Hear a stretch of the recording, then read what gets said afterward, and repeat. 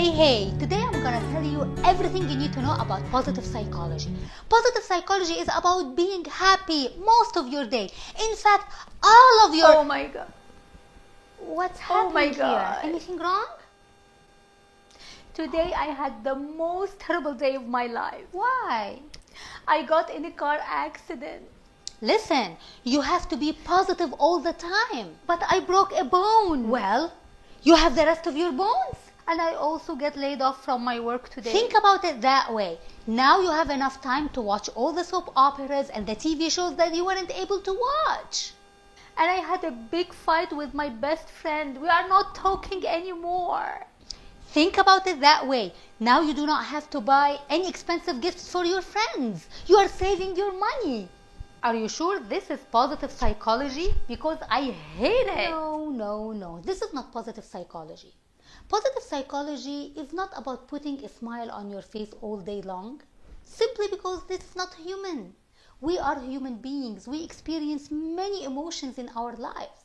We're sometimes happy, sometimes sad, sometimes proud, sometimes embarrassed, sometimes grateful, joyful, content, and sometimes jealous, envy, frustrated. That's part of our humanity. So, positive psychology does not tell you to ignore your negative feelings. On the contrary, it will teach you how to embrace them, validate them, and most importantly, how to manage them. That's because positive psychology comes from humanistic perspective. It deals with us as human beings, with all our imperfections and contradictions that we have inside us. But I want to bring to your attention that positive psychology is not positive thinking. While positive thinking is a little part of positive psychology is huge, bigger, and deeper than positive thinking. And finally, positive psychology is not only for the rich people who have nothing to worry about so they can remain positive. No, it's for everyone, every person, at any age, at all levels. Why? Because positive psychology will help you to build your inner balance, to feel this peacefulness and the harmony inside you.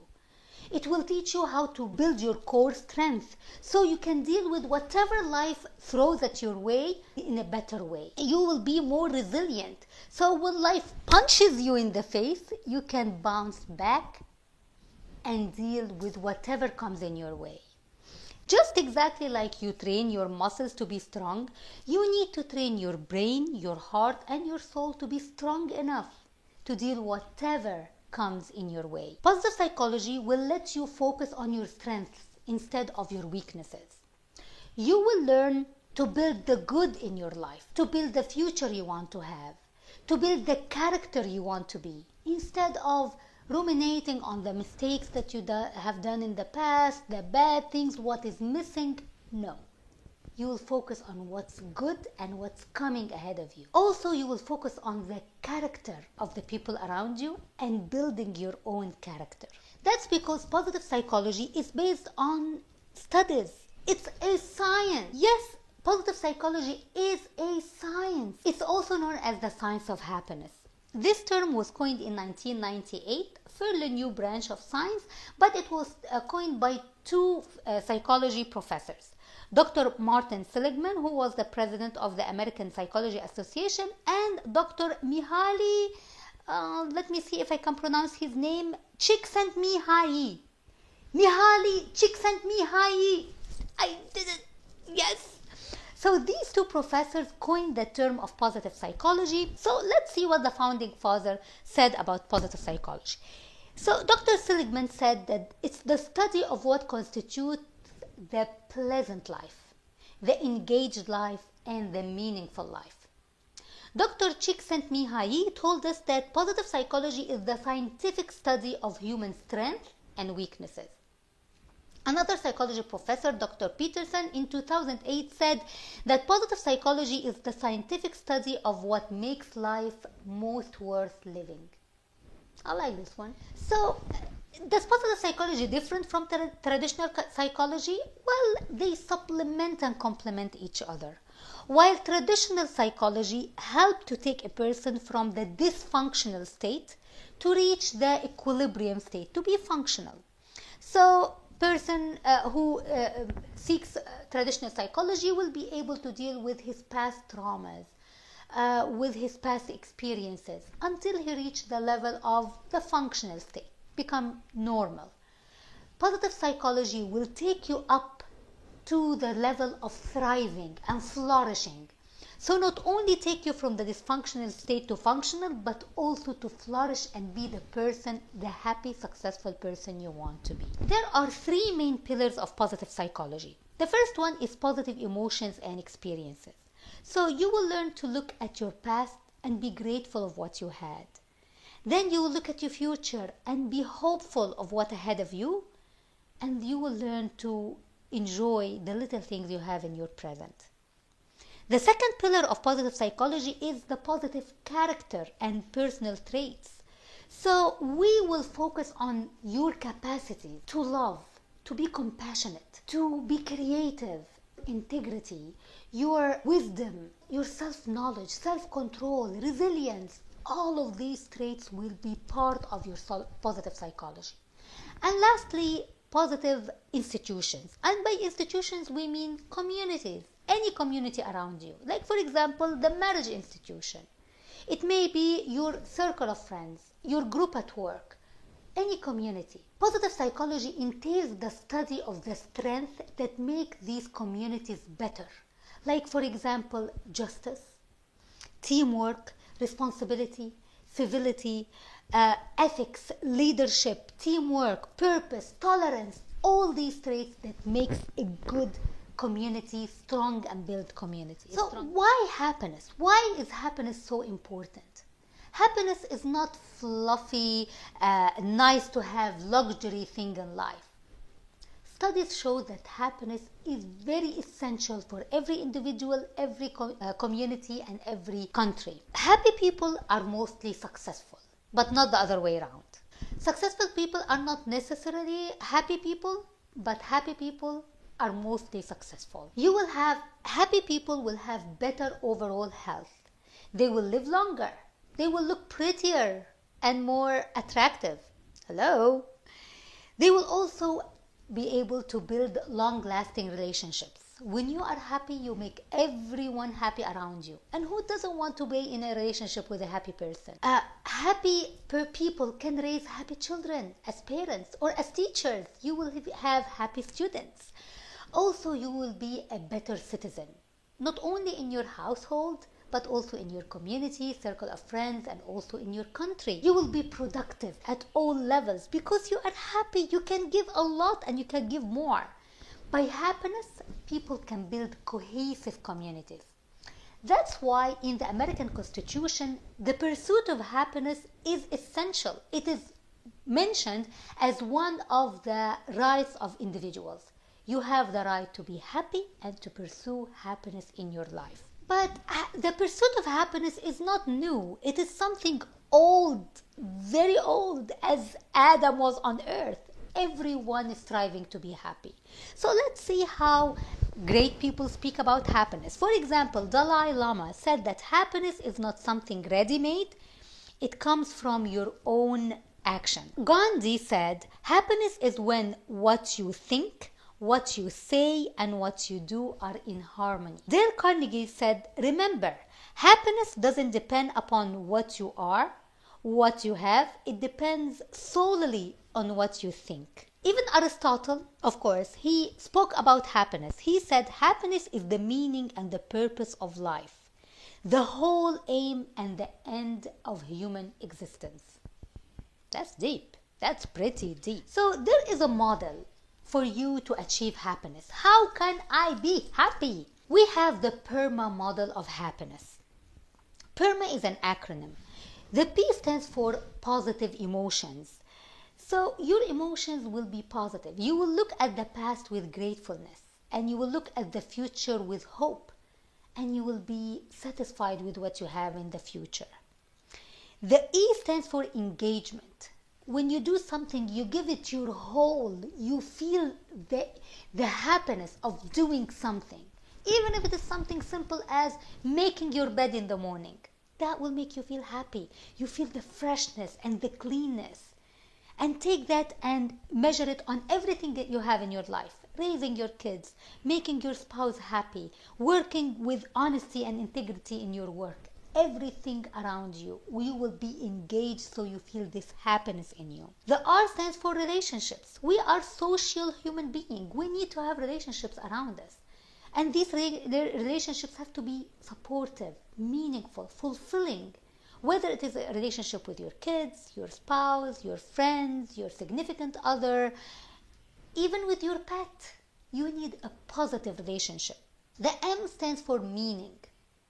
Life void of meaning is not a life. When you go to work and you do your job, like tasks that I have to do, this will make your life boring, intolerable. But when there is a meaning behind what you're doing, even if you're planting a flower in your garden, feeding your dog, you create a meaning and you find a meaning in your life. That's what makes your life worth living. And lastly, the A is for your accomplishments. We human beings need little wins in our life. So, for example, cleaning your house, that's something nice. Smiling more in the day, eating more vegetables, going for a 5-minute walk around the block. These are little accomplishments and they will lead to the bigger accomplishments in life. The recent positive psychology, they added an H for the PERMA model. So now it's PERMA. The H is for health. When you have a healthy diet, healthy exercise and healthy sleep, adequate sleep, that will contribute to your well-being and your happiness. What determines happiness? How can I be happy? Dr. Sofia Lyubomirsky in 2008 said that happiness comes from 50% of your genes, 10% of life circumstances, and 40% of intentional activities. Well, 40% is big chunk of percentage. However, I think Dr. Sonia Lyubomirsky went overboard with the 50% in genes. Perhaps we will find other studies in the future that will refute this part. But still, 40% of your contribution will lead to your happiness. So the big question, how can I achieve happiness? Tell me, how? There are many little things that you can do. Something like smile. Just put this little beautiful smile that lightens your face.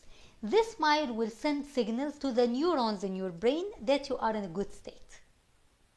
Second thing is gratitude. Feel grateful to whatever you have. Whatever you have in your life. Just having eyes that you can use to look. Just being able to smell, having a job, having kids, having a roof over your head. Anything. Feel grateful of what you have. Focus on what you have, not what's missing. And then the grounded optimism. You will be optimistic.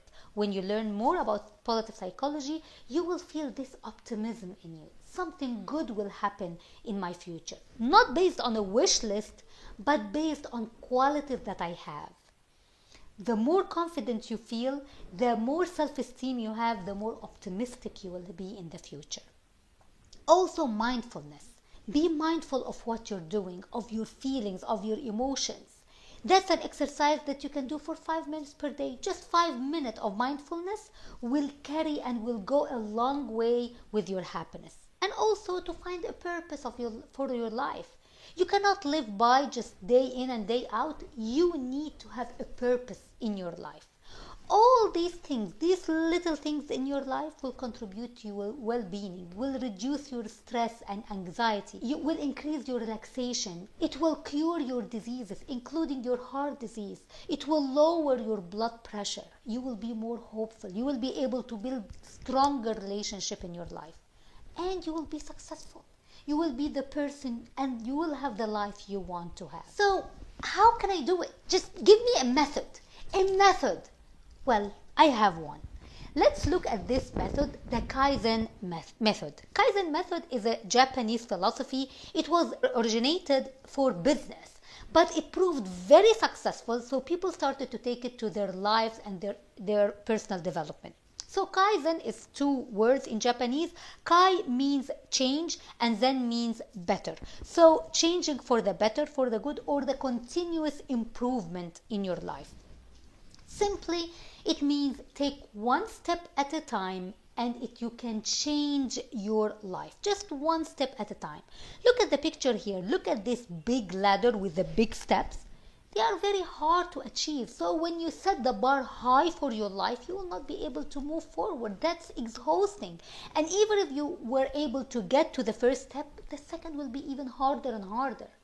But Kaizen method tells you take one step at a time. Maybe small steps will take you a long way, better than bigger steps. But while you are working on this journey, you focus on the process. You enjoy that you are growing, you're learning more, you become better.